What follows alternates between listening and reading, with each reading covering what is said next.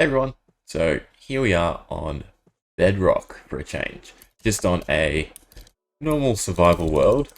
Well, except I'm playing creative. So we can work on a few little projects and see how they sort of play out in the actual world. Whatever we can come up with. So first things first, I'm probably going to flatten out this area we're in. Make it a bit easier to set up command blocks. And then we'll take it from there and see what we can come up in a creative endeavor. Ooh, this is weird. So, there are a few commands that I find more interesting. For instance, the fact that there's, I think it's test4, which they removed from Java, is probably one of the most useful. You can use if statements on execute now to do what test4 does. But in saying that, test4 is a lot simpler. It's so much easier to set up looking for a certain entity or a player within a certain position or a player near a certain entity, whereas with if statements you'd need, an if statement for every parameter. So that's one thing that's a bit better. I think the main one we're going to try and play around with is the damage. So outside of effects, in Java there's no way to directly apply damage other than changing an entity's attributes. However, on Bedrock we have this nice command. And I'm pretty sure, so yeah, we can target entities, and then we can set in amounts in int, so I'm assuming it's still the same. One is half a heart. We can type in a cause of damage, so we can call it something, that's pretty good. And then the entity to target. And then this would probably just be ourself. And you don't need to target an entity specifically. This second clause, I'm not quite sure. Again, I'll have to sort of look up a lot of these things and learn about them. My hotbar will go away. It's another thing that's kind of weird. So I'm in F11, but my hotbar still came up. Interesting. But yeah, the fact that you can't type. And we'll just take a look at commands as well. So this UI is somewhat better.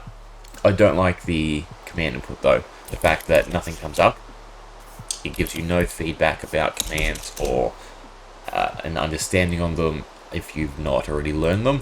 And that's pretty much how I've developed my ability to do in Java. What I do is I will just type in a command and then see what it says I'm able to do and go off that. So the ability to not do that in a command block, and I have to essentially type in chat. Doesn't even look like, oh no, so stuff execute does come up. So I have to type in chat and learn all of the syntax, because a lot of things are different. But it's not too much of a deal. We'll just slowly work at it. Yeah, so I'm probably going to set up here. I am learning. The main issue in Bedrock is there's no good way to tie commands together. So creating functions where one event triggers onto the next seems kind of complicated.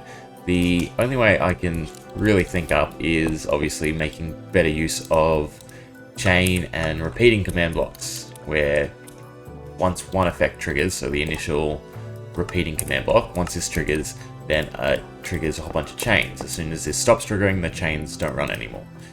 So in that sense, we can either use the execute. So I believe you can use this to detect, hit this second line.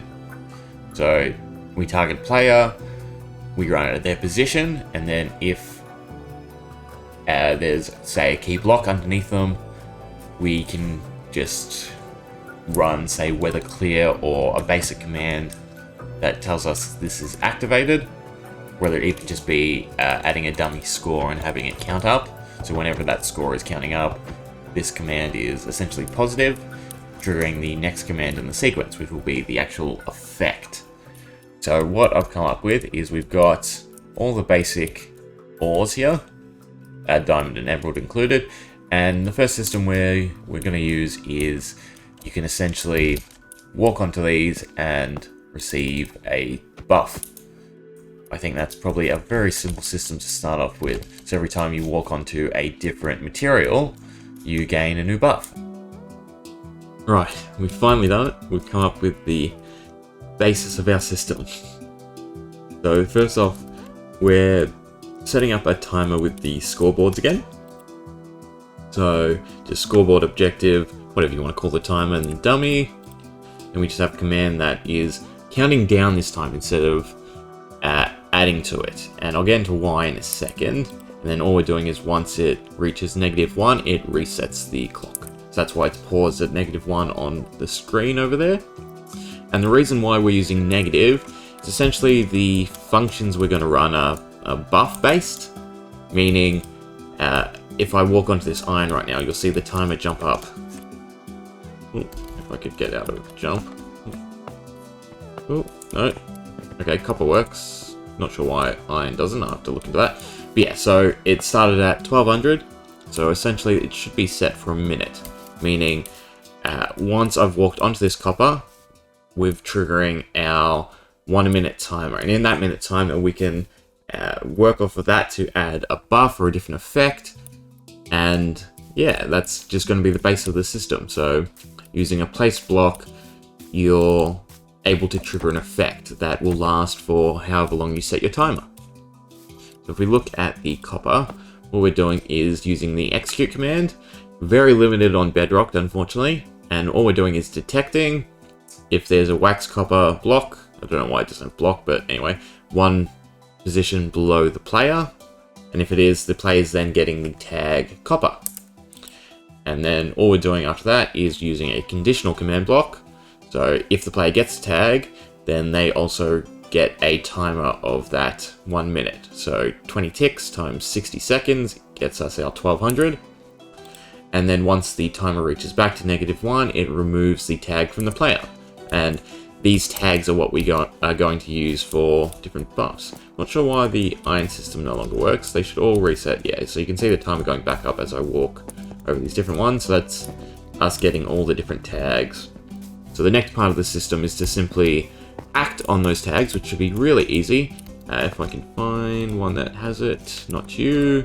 Yep, so in the bracket here, we are still able to add, what are the words, selector parameters to your act. So for instance, this is searching for all players with a score of -1 on the timer or less. That's what the 2 dots are for. 2 dots this side is less than, 2 dots this side is greater than, 3 dots is equal to or, I think. But anyway, no, it's not equal. Yeah, it's just equal to is 3 dots. So we can change this to the tag feature, and now we have copper, diamond, gold, all 6 of these to work off. So essentially, we've made buff stations. That's probably the easiest terminology. So a player walks onto it, gets a buff. Right, so I've gone ahead and made 6 very different commands to sort of show off the flexibility that this function has. So if we go ahead and walk on top of the iron, a bunch of villages spawn. So for instance, this is just showcasing that we can use it to summon. We walk onto the copper, and we scroll over to our sword, it gets enchanted. We come over here to the gold, and all of a sudden we get regeneration. As for the diamond, make sure I've walked on it, every entity near us now is slow, meaning no matter what, they can't move away. If we move away from them, they'll lose the particle effects, because I think it's a distance of 10, and if we come back, they all get frozen again. As for emerald, we now deal contact damage. So as long as we're touching an entity, we deal a little bit of contact damage. But, best of all, the netherite. So now, as long as we're in firebox, I think it is, entities automatically get killed. So we have 6 functionally different commands, and we'll just go through them quickly to show what exactly we're doing. So all we're doing is using this same parameter, so we're executing at any player with the tag. So iron, copper, gold, diamond, emerald, and netherite are the 6 we came up with. And for instance, this one, we're just summoning. So we're using the player's location and summoning a villager. Here we are enchanting the player with sharpness 3, so anything they're holding onto gets sharpness 3 as long as it can be enchanted. if they're on top of gold, they get regeneration. This is where they get a bit more interesting. So now we're giving entities, in effect, within a radius of 20. So on Bedrock, it's R instead of distance. And again, we're just excluding the player. So that way the player's not affected by the slowness. And it's slowness 10, so they can't move at all. It's essentially immobilized. As for the emerald, any entity within a radius of 1, so on top of us, receives damage. And then lastly, we're just using the kill command, and again, that radius, any entity within 5 blocks. This automatically doesn't target the player on Bedrock, which is awesome. But it means we can just grab this and walk next to anyone. So if we grab it now, they're gone. They're gone. Everyone around us is just gone. It's pretty nifty. And of course, the beauty of this is you can just change that end parameter. So you just have to change what command is running to make it trigger different things as the player runs on top of it. So just from the start, all we're doing is detecting a block underneath the player and giving them a certain tag. We're then making a timer so that the tag has sort of a cooldown window before it can be refreshed. And then if that timer reaches 0, we're removing the tag from the player. And then these set is just executing if a player has that tag. It's pretty nifty. Gives the resource blocks an actual use. So if you had a survival world, you make these blocks, you put them in your base, you walk over them, and then you have your effects for 2 minutes. Pretty nifty. I think it's intermediate. I'm pretty happy with what I've been able to come up with on Bedrock, and I look forward to seeing what else I can sort of figure out and tinker with. Anyway, thanks for watching. I hope you enjoyed this first one. It's more about me sort of learning the intricacies and the differences between Bedrock and Java. But anyway, hope you enjoyed. See you in the next one.